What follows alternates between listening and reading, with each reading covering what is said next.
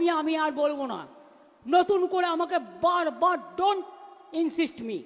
ওয়াকফ আমাদের এখানে কোনো কোশ্চেন নেই।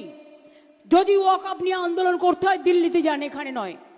বাংলায় আপনাদের কোনো প্রবলেম নেই, বাংলায় আমি আছি, মনে রাখবেন। আমি হিন্দুর প্রপার্টিতেও নয়, মুসলিম প্রপার্টিতেও নয়, শিখ প্রপার্টিতেও নয়, খ্রিস্টান প্রপার্টিতেও নয়। আমি কখনো কারো জমি অধিকার করি না। আর কোর্টে অলরেডি স্টে আছে, এটা সাব জুডিস কেস, আপনারা জানেন। আমরাও কোর্টে পার্টি হয়েছি। এইটা নিয়ে আর গুলোগুলি করবেন না, গুলোগুলি করবেন না।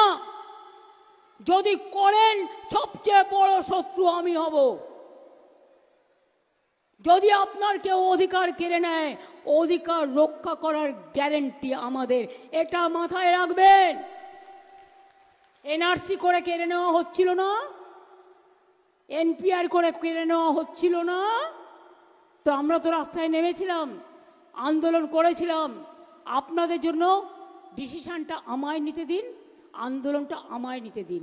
আর আপনারা সব সম্প্রদায় একসাথে থাকুন, ভালো থাকুন, সুস্থ থাকুন।